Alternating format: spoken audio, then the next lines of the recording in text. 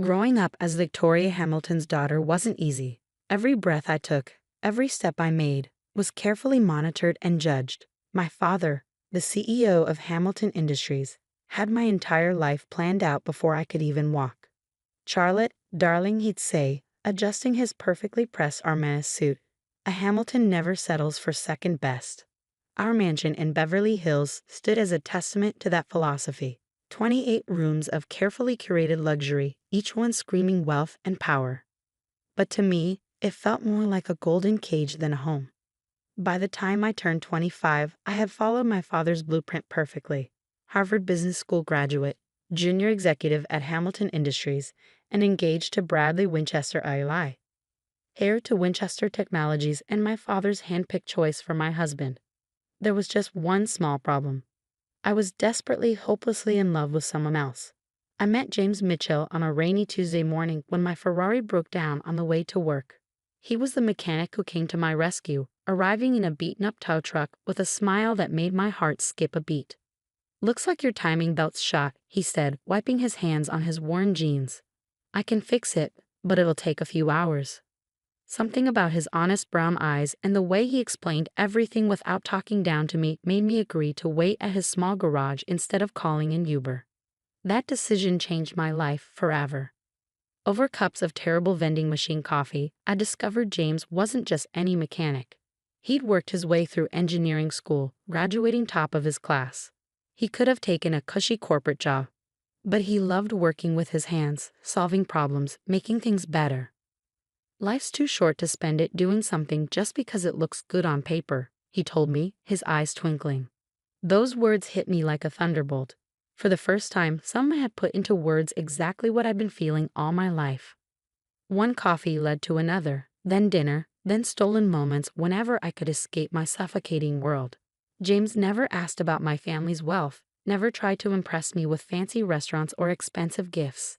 Instead, he showed me the joy of simple things: midnight drives along the coast, picnics in hidden parks, and laughter. So much laughter. For 6 months, I lived a double life. Society princess by day, myself by night. But I knew it couldn't last forever.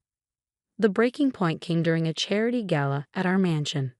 Bradley was droning on about merger strategies to anyone who would listen, while my mother paraded me around like a prized thoroughbred. "Charlotte will be taking over the East Coast operations after the wedding," she'd announced to yet another group of socialites. The Winchesters and Hamiltons. Imagine the possibilities. I felt like I was suffocating. Excusing myself, I fled to the garden, my trembling fingers already dialing James's number. "I can't do this anymore," I whispered into the phone, tears streaming down my face. "I can't marry Bradley. I can't be who they want me to be." James was silent for a moment before speaking. "Then don't be. Be who you are, Charlotte. That's the person I fell in love with." That night changed everything. The next morning, I walked into my father's study, my heart pounding but my resolve firm. "Daddy, I need to tell you something." My voice shook slightly. "I can't marry Bradley. I'm in love with someone else." The explosion that followed was nuclear. My father's face turned purple as I explained about James, about wanting a different life than the one he planned. "A mechanic?" he roared, his fist slamming onto his mahogany desk. "My daughter, a Hamilton, in love with a grease monkey. He's an engineer, Daddy, and he's brilliant. If you just meet him." "Absolutely not." My father's voice could have shattered glass. "You will marry Bradley as planned, or you can forget about your trust fund, your position at the company, everything. Is that clear?" I stood up straighter, channeling strength I didn't know I had. "Crystal clear, Daddy. Goodbye." Walking out of that study was the hardest thing I'd ever done.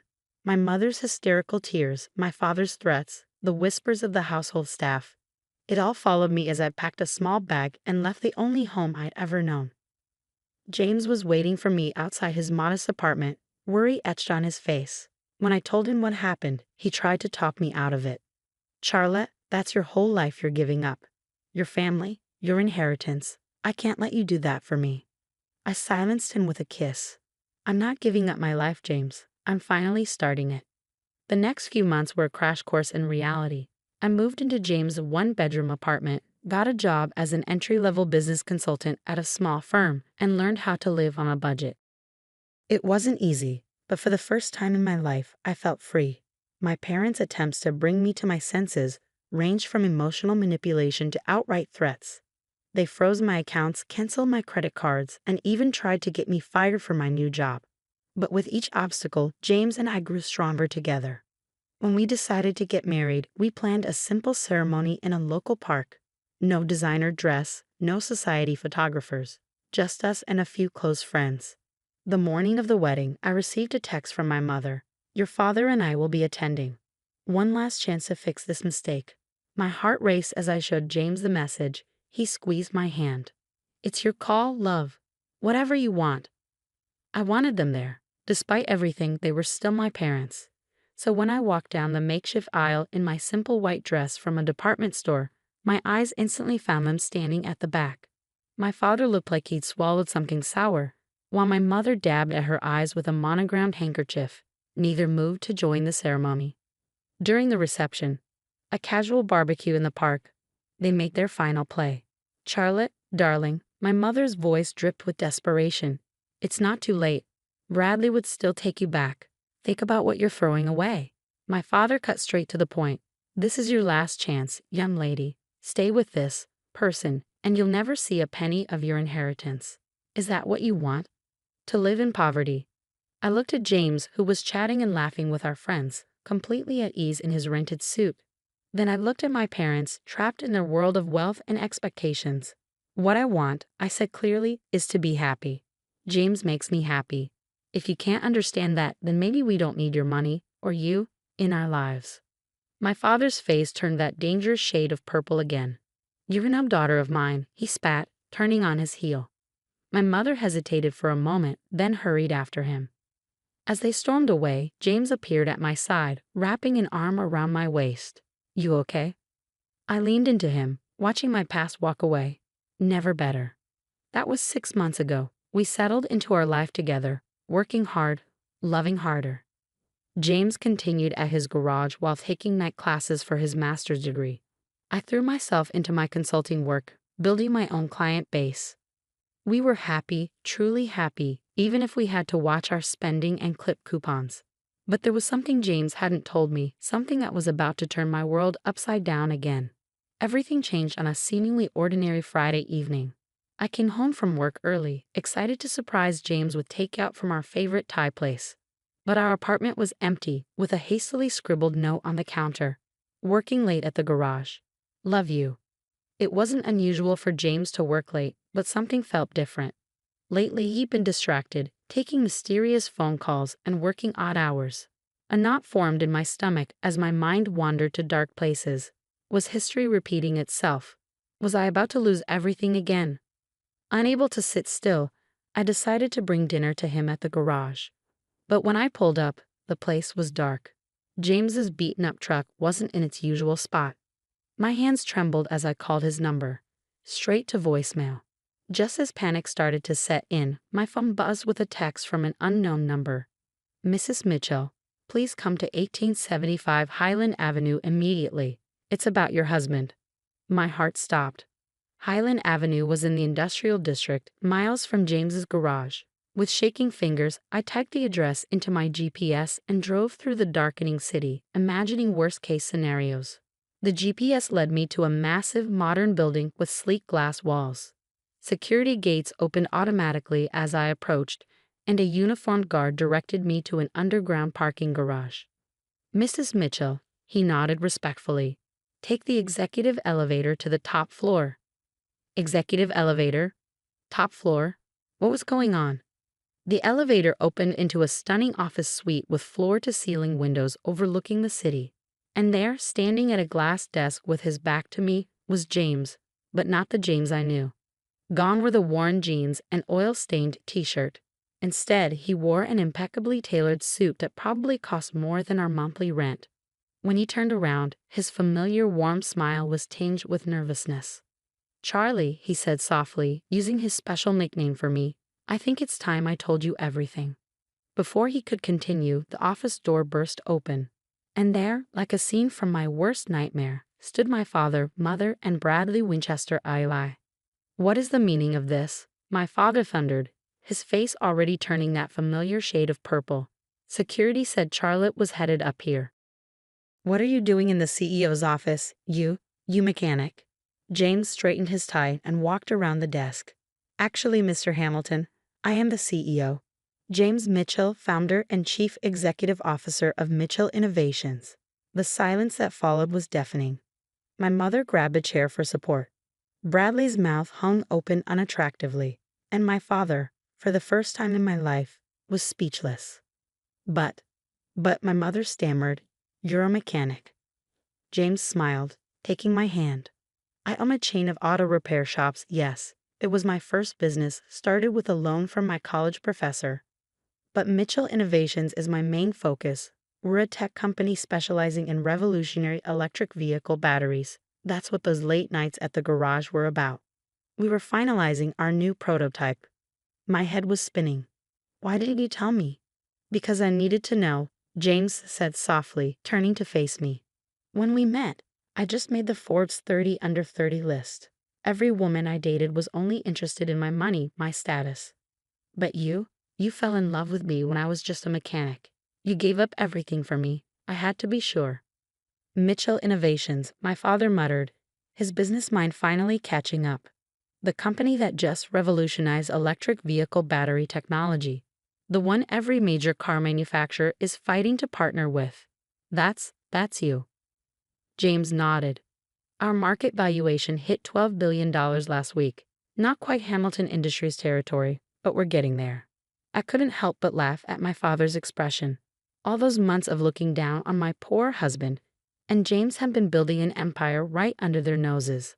And now, James continued, his voice taking on a sharper edge, I'd like to discuss how you treated your daughter. The woman who, by the way, just became one of the largest shareholders in Mitchell Innovations when she married me.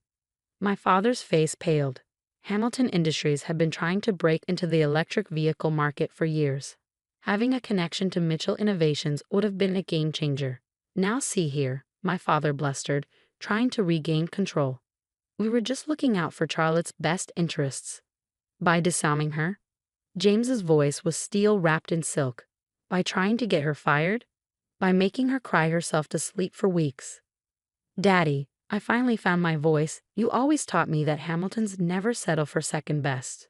Well, I didn't. I married the most brilliant, kind, and successful man I've ever known. And I did it without knowing about any of this. Charlotte, sweetheart, my mother stepped forward, arms outstretched. We were wrong. We see that now. Please come home. I looked around the magnificent office, then at James, my wonderful husband who had let me find my own way, support myself, grow stronger. I am home, Mom, but if you want to be part of our lives, you'll have to accept us on our terms. No more manipulation. No more control. My father looked like he was choking on something particularly unpleasant. And what about Hamilton Industries? James smiled. Well, sir, we've actually had several offers from your competitors for exclusive partnerships. But I thought, given the family connection, we might consider a different arrangement, if you're interested in discussing it, as equals. The next hour was surreal. My father and James talked business while my mother fussed over my terrible apartment and insisted we move into a proper home. Bradley had slunk away somewhere, probably to lick his wounds. Later that night, back in our small apartment, I finally asked James the question that had been burning in my mind. Why keep working at the garage? Why live like this when you have billions? James pulled me close. The garage keeps me grounded, reminds me where I started. And this apartment, these months with you, they've been the happiest of my life. We made it ours together, without any silver spoons or trust funds. Tears welled in my eyes. I love you, you sneaky billionaire. He laughed. I love you too, you runaway Harris. Life changed after that night, but not in the ways people might expect. We did move, but into a modest house we chose together. I joined Mitchell Innovations as head of their charitable foundation, using our resources to help other young entrepreneurs. James still spends time at his original garage, teaching mechanical skills to underprivileged youth. My parents, well, they're trying. Mom still makes not-so-subtle hints about grandchildren needing trust funds, but Dad has developed a genuine respect for James. Their weekly business meetings often turned into lengthy discussions about everything from classic cars to philosophy. As for me, I finally understood what James meant about life being too short to live it on paper. Sometimes the best things come disguised as broken down Ferraris and coffee from vending machines. But the best part? Every now and then, when we drive past our old apartment or grab Thai food from our favorite takeout place, James still looks at me the same way he did when he was just a mechanic and I was just a rebel Harris. Because in the end, love doesn't care about bank accounts or business empires. It cares about who you are when everything else is stripped away. And we're simply Charlotte and James, a mechanic and a runaway Harris who found something better than billions. We found each other.